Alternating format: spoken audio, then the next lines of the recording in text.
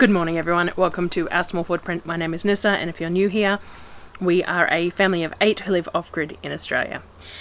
Back to trying to get some sort of a routine with my videos happening here. So I am trying to share some of the food stuff that I have done over the past few weeks that I haven't managed to share. So in lieu of my normal daily videos that I do once I've done my groceries to show how we're using it, I'm trying to collate some of the stuff to make a bit of sense and to share now, because Christmas happened and so that didn't work for my daily videos. Now this is going to be an 8-week period between shops, this one, because I've got an appointment in Brisbane, so I've stretched out the groceries, so hopefully it'll all work out. It seems to be doing okay so far. The food hamper is due this weekend, so I'll share that with you when we get it, which will help stretch the period out as well. But my mum is also coming to visit on Australia Day after she couldn't manage to come for Christmas because she had COVID, so she might be able to pick up a few extra things if I need her to on the way through anyway. So we're trying though to make it last the whole 8 weeks because that's beneficial. We spent a little bit extra this month on the groceries to get through to the 8 weeks, but not as much as if I was buying an extra whole 2 to 4 weeks worth of groceries sort of thing. So we're saving money by doing it. The Three Rivers Homestead does a pantry challenge every January, which I always look at and think about joining up, but this year the garden hasn't been anywhere near good enough to do it. But January also isn't really the ideal month in Australia to be doing a pantry challenge, not really, because you're busy putting stuff into the pantry, not eating from it, which is why Three Rivers Homestead does it now, because it's winter there. So we may try doing something like that for ourselves in winter here, but we'll see how we go. Obviously I haven't put up a whole lot. I'm really hoping that I can get some really good deals at the fruit and veg, this grocery shop, especially on tomatoes and things like that. So fingers crossed that Adam has access to some cheap stuff for my next trip down, and we will see how we go. I've seen lots of people scoring really cheap stuff lately, but of course we don't go anywhere, so I have to wait till I'm down there and see what's available. So today's video is about pork. So we bought 4 of the pork roasts this month. I normally only buy 2, so that was one of the things that I bought extra of. The intent was to make sausages with some of it so that we could have them in the freezer to use over the span of time that we're eating over the 8 weeks, so they could make sausages, stick them in the freezer. You'll have to excuse the fan in the background. Anyone who's watched any of my videos before, under the secondary solar array there's an inverter with a fan. Hot day, fan kicks in and out, so I apologize for that. So today is pork, so I'm going to bring you along to what we did with pork here. We did make the pork birria, which I shared the other day as well with some of the pork, and I think we did a roast at some point too with it, but this is what we've done with 2 of those roasts. So the roasts are around about 7 kilos each, so it's around about 14 kilos rind on that we're working with today.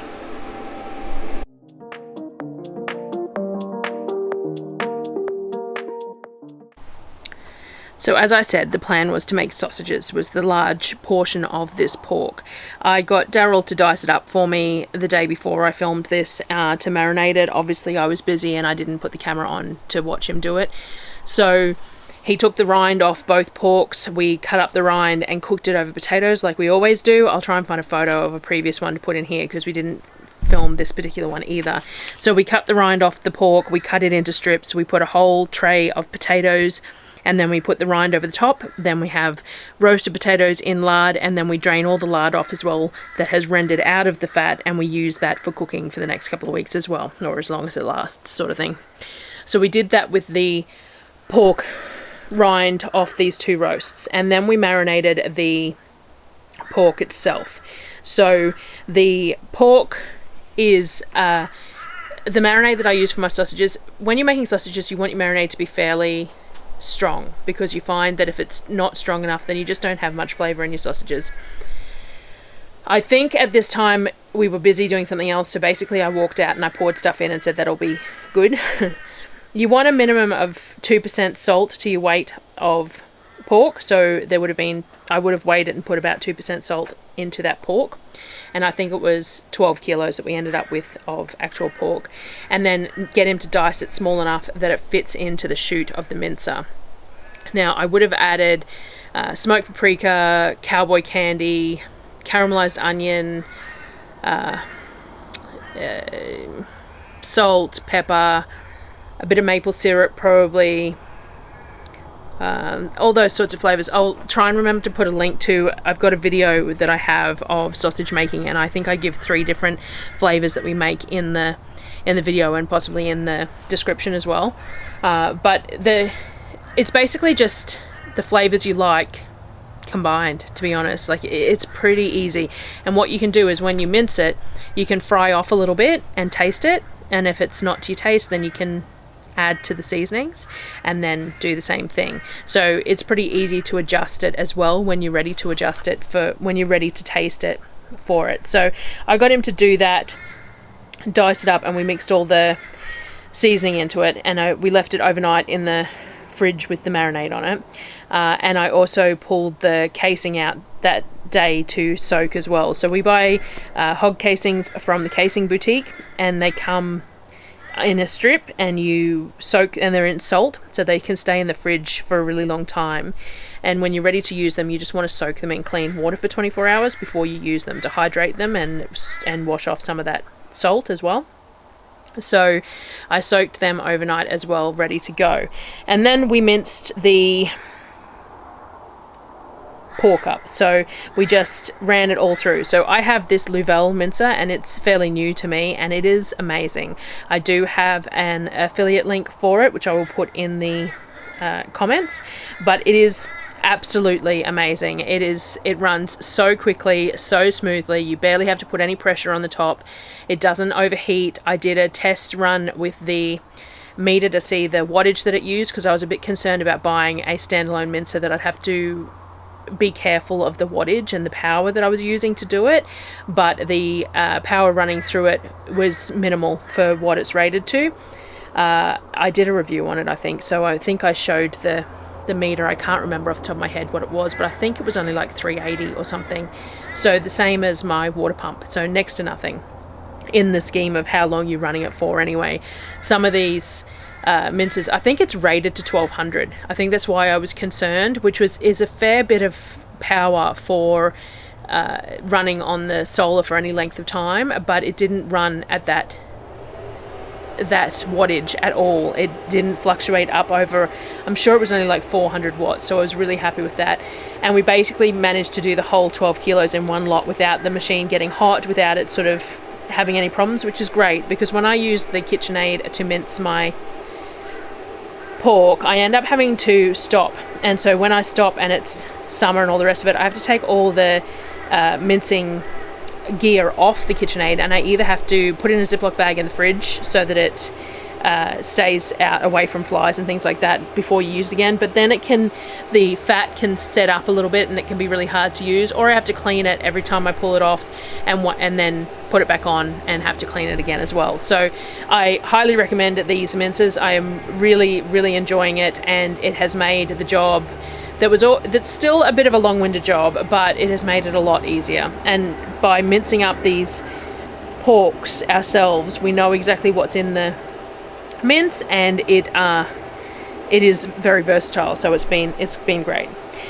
So once we minced all the pork up, then we have to put it into the casings. Now, the casings that we bought were slightly thinner this time than what I've been buying previously, because I was hoping to sort of extend the amount of sausages I was getting, but also it's a quicker cooking time and quicker defrosting time if they're slightly thinner. But this is the first time we've used the Louvel for stuffing sausages that I'm aware of, and we would normally use the vertical sausage stuffer, but our vertical sausage stuffer, the seal, has been damaged, and when I contacted the company to try and get a spare seal, they don't sell any spares.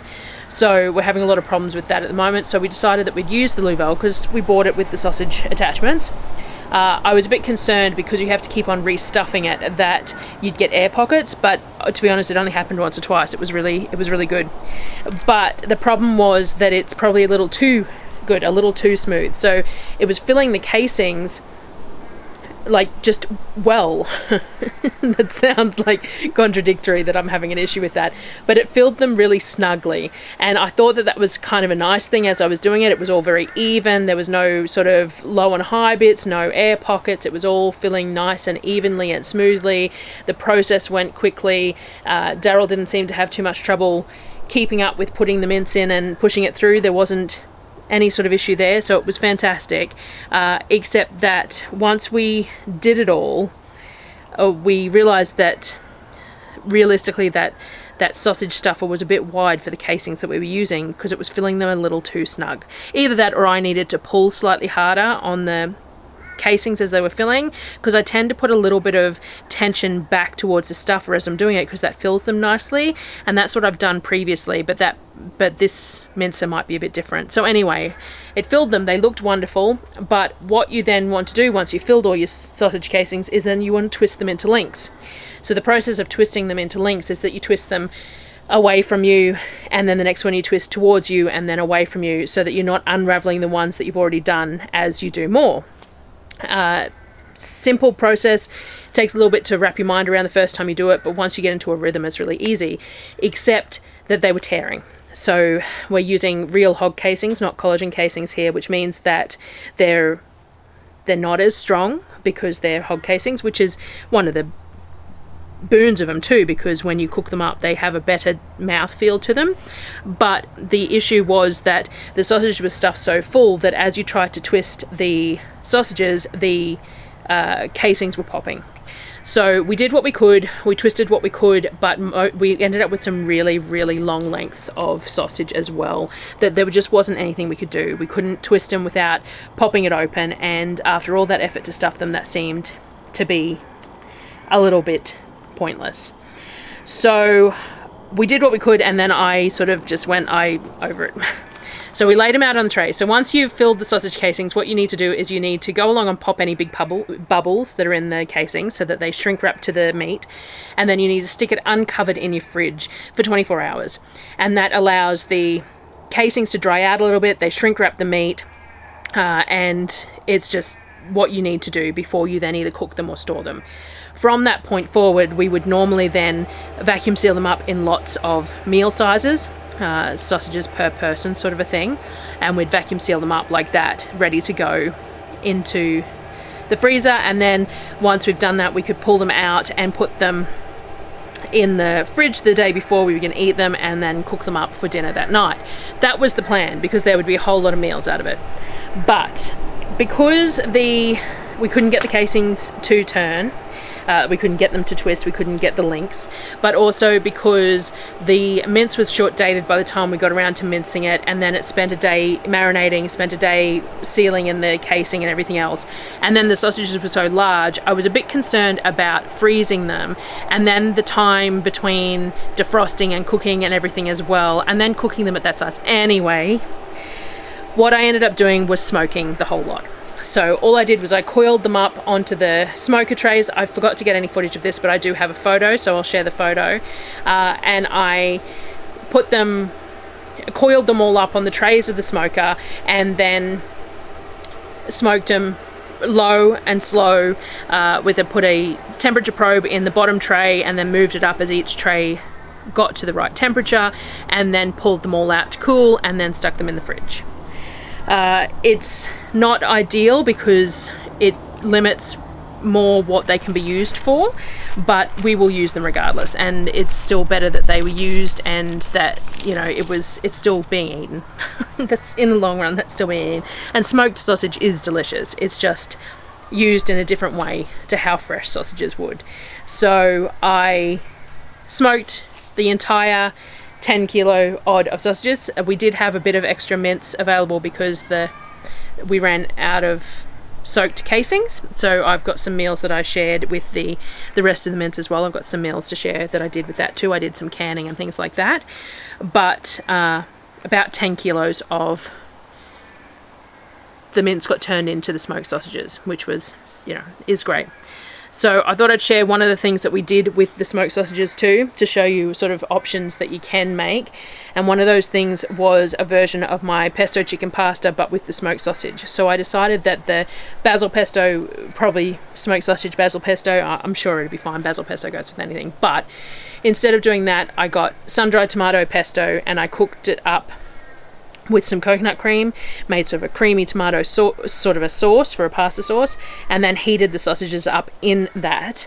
Then I cooked off the pasta, and once the pasta was cooked, I poured the sauce into it. Now, obviously, cooking the sauce like that, I didn't use any thickening agents or anything like that, so it's a fairly thin sort of a sauce.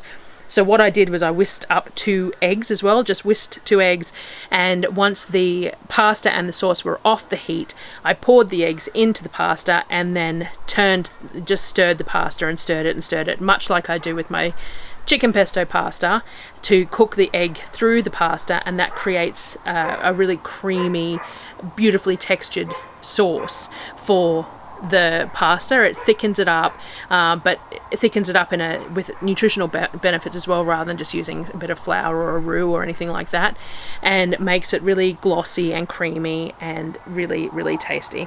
So everyone really enjoyed that, and that's a dish that we will do again. That was the first time I had tried sun-dried tomato pesto coconut cream type sauce on the kids, and they really enjoyed it. So I'm going to be doing that more often, especially because I couldn't grow basil, and basil's hard to store and things like that. I can sun-dry my own tomatoes if I ever get any tomatoes growing, but jars of sun-dried tomatoes are fairly inexpensive as well. So we've done a few other things with the smoked sausage as well. We had it as pizza topping, and we've had it in fried rice and things like that. I'll share them probably in the What We Eat in a Week video of other ways we've been using it. But mostly we just sliced it all up and put it in the freezer in bags. So because it's smoked sausage, we didn't want to freeze it in whole sausages because defrosting it makes it difficult and things like that. So we did slice it up before we vacuum sealed it and froze it. But yeah, we'll use it in a myriad of ways. It's just not going to be quite the same. The plan to have sausages is because I really like to just like cook sausages and then have mashed potato and battery just died in my camera, and instead of walking inside to grab a battery for the last like 30 seconds of this video, I'm just using my phone because it was in my pocket. So I was just saying that part of why I like to do sausages is because I like to serve them just sausages, mashed potato, veggies and gravy, and these aren't really suitable for that. The smoked flavour of them, they end up really strong, so the flavours of the sausage end up even more intense, and then when you add the smoking to them, there's that flavour as well. So they're not really something you eat like just straight like a sausage. Like you can cut it into pieces and eat it on a platter of some sort. It's nice cold or hot, but it's not really a serve with mash and veg sausage. I'm sure it could be if I hadn't have done the seasoning quite the intensity that I had and then smoked it. So because I hadn't intended to smoke these originally. If I was going to make a smoked sausage, I'd normally make them a bit more plain, a bit more like a breakfast sausage, just like a sage, maple, salt sort of a pork sausage, rather than the cowboy candy and all those other flavors in there as well. So it can get a bit too much on its own. It went like this, but we will find plenty of ways to eat them and we will enjoy them regardless. So thank you for joining me again and I hope that's given some ideas for these cheap pork cuts, different ways to use it. And if you haven't tried sausages before, I hope it inspires you to give them a go, because it really isn't that difficult and there's plenty of cheap tools to do with it. But the Louvel mincer is pretty amazing, so if you're in the market for a mincer, I can highly recommend it. Thanks for watching, guys, and I'll see you next time.